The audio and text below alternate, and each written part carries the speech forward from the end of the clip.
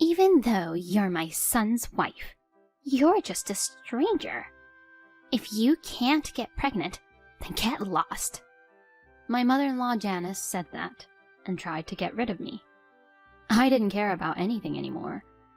Thank you for everything you have done for me. I haven't done anything since you're just a nuisance. Disgusted by Janice, who was being terrible until the end, I packed up my belongings. But as I was about to leave, I heard a voice behind me. That's enough. Don't you think it's embarrassing of you to abuse her like that? My name is Mara. I'm a 32-year-old office worker. My husband Keith and I have been married for 3 years. We met through work. He was my boss, and I admired him very much. Mara, your proposal is very well organized. Keep up the good work. Yes, sir. Thank you very much. Every time he complimented me, I felt very happy, and it made me want to work even harder. And then I started working hard, and because of that, I was allowed to work on a project with him. That project brought my husband and I much closer together. Then we became friends at the office party, and he started asking me out on dates. After a few more dates, he confessed his feelings for me, and we decided to go out. We were 5 years apart in age, but we were on the same wavelength, and I felt very comfortable with him. So I always wanted to marry him. We had been dating steadily, and about a year and a half into our relationship, he proposed to me. I don't think our age difference matters. That's how much I love you, Mara. You're the only one for me. So, please, marry me. I also think you're the man of my dreams. I want to marry you as well, Keith. I don't care about our age difference. Thank you, Mara. He gave me a ring, and we got married. I was so happy that I was going to marry him. Then we greeted each other's parents, had a meeting with both our families, and had a successful wedding ceremony. Since we were romantically married at the same workplace, many people from our company came to celebrate our marriage. But since we had originally kept it a secret, many people were surprised to hear that we were getting married. Some even said they still thought that it was all a prank. And after a memorable wedding, my husband and I started our new married life. After we got married, we continued to work for the same company. But my husband was transferred to a different department as the department head. As expected, it was not possible for a married couple like us to be in the same department. Of course, work is work, and I am doing my best to get results. I want the company to expect more from me, just as my husband does. And therefore, when I come home from work, I often talk about work with my husband during dinner. But I don't mind that at all. In fact, I am happy to hear valuable opinions from someone who used to be my direct boss. My husband also says that by listening to me and sharing his views and opinions, he is able to reorganize his mind and make use of them in his current department. And of course, on our days off, we spend our time relaxing and forgetting about work. Since we both work hard at each other's jobs during the week, we do our chores together on Sundays. When we do them together, the chores are finished in no time. And since we're able to talk with each other while doing it, it's really fun. We were happily married, just like that. But now, 3 years into our marriage, things are changing a bit. My father-in-law, Andy, hurt his legs and needs nursing care. This meant that Janice had to take on the burden of nursing care and housework all at once, so she contacted my husband to ask if we could move in with her. My mom insisted that idea. Does that mean I have to do either housework or nursing care? She'll mainly do Dad's nursing care, and I will help her. So you mean housework then? I can't stay home during the weekday because I'm out working. You're not asking me to quit, are you? Of course not. I checked with my mom. She said she doesn't care if we're working. She's just happy that we can live with her. I see. Well, it must be tough to take care of the house and take care of Andy all by herself. Yeah, that's why I want to help her. Of course, if you don't want that, we don't have to do it, you know? I was really troubled when Keith said that. But it's not like I was bullied by Janice before or anything like that, so I thought it was okay. Yes, it's fine. Let's move in together. Are you sure about that? Yes, as long as I can support Andy and Janice as much as possible while working. That's good enough. Thank you so much. My husband was very happy to hear that. I guess he was happy to be able to help his own parents in their time of need. My husband immediately contacted his mother. It seems that Janice was very happy to hear that we agreed to live together. I was glad if Janice was happy like that. My husband and I had been living in a rented apartment, but we filed for termination and moved into my parents-in-law's house. Hi, Mom. I look forward to living with you here from today. Keith, I'm so glad you're here. I really appreciate it. This is how our life together started. At first, there were no problems. Janice basically devoted herself only to nursing care, and my husband and I took care of the housework. I think we all cooperated with each other and were able to live well together as a family. However, gradually, Janice began to reveal her true nature. Hey, Mara, you work every single day, but why don't you think more about your position as a wife? Huh? You should be ashamed of yourself, even making Keith do the housework. Well, my husband allowed me to continue working before we moved in together. I'm told that's what he also told you, Janice. So what? Of course, I'd only accept that. But actually, I really think it's absolutely necessary for the wife to quit her job and devote herself to her family. Normally, you should take into account about my wishes and become a housewife yourself, right? Excuse me? I was surprised to hear such a thing from Janice all of a sudden. You should quit your job and concentrate on housework. Janice glared at me as she said so. From then on, I began to not like Janice. I guess I had let my guard down because she had been kind to me when I greeted her at the time of our marriage and at our wedding. I guess this is the true nature of Janice. After that, she began to bully me without letting my husband or Andy know about it. The meal you made today tasted so bad. Are you feeding those kind of meals to Keith like that? I feel sorry for Keith.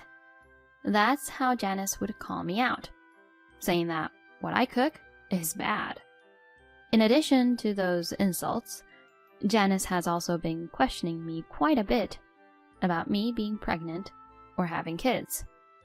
Since you've been married for 3 years, wouldn't it be normal for you to get pregnant with a child or two?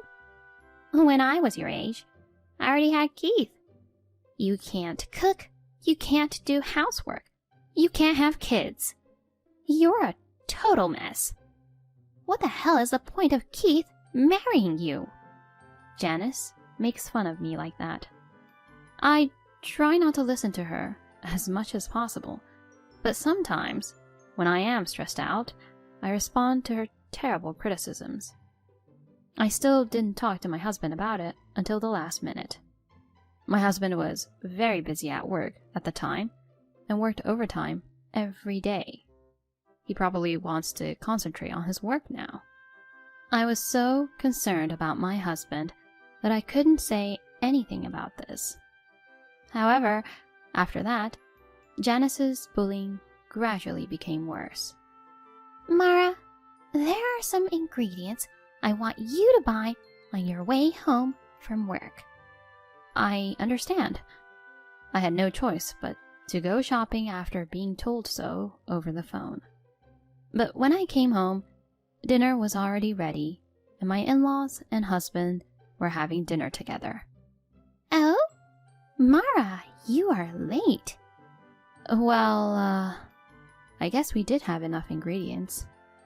Oh, you are so thoughtful to look into the fridge. Thank you. That's very helpful. Janice was so determined to get the ingredients from me. I guess she didn't really need to buy the food, but wanted to eat dinner without me. Janice tried to exclude me in this way many times. When I tried to order delivery, she tried to order a menu item that I was allergic to. And when I was out running errands, she suggested that we eat out as a family.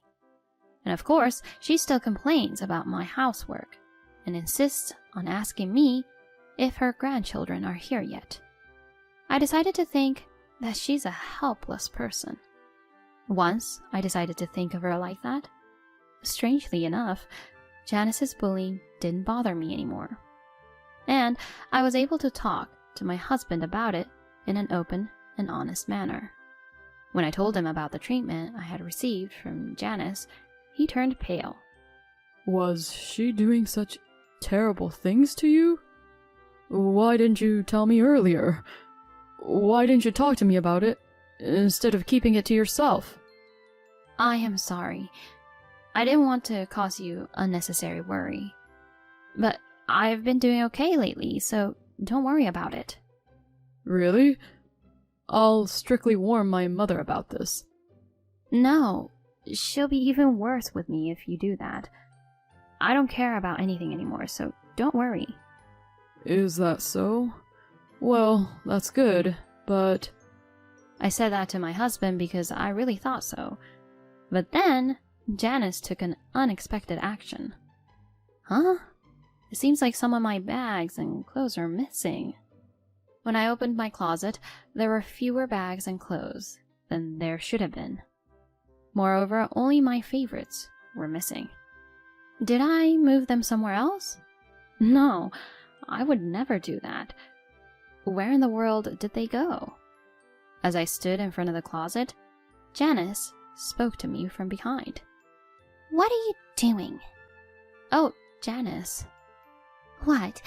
Are you thinking that you're missing some bags and clothes? Huh? Oh, yes. Obviously, they're missing. Did you do something to them, by any chance?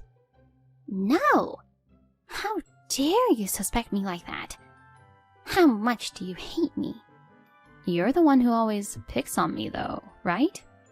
Andy and Keith would never do that. How terrible. How can you treat me like I'm the only one who's bad? So, it wasn't your fault then, Janice? I did it. What? So she did it? I sold the brand name things you had. What? You sold them? Why would you do such a terrible thing? Because you were using Keith's money to buy all those branded items, weren't you? You're spending too much money. As a punishment, I had to sell all of them. And the money from them will go to the living expenses of this house. Unbelievable. Why would you do such a terrible thing? It's because you're useless as a wife. Don't you think so? You never get pregnant. But these things happen naturally. Then get out of my house.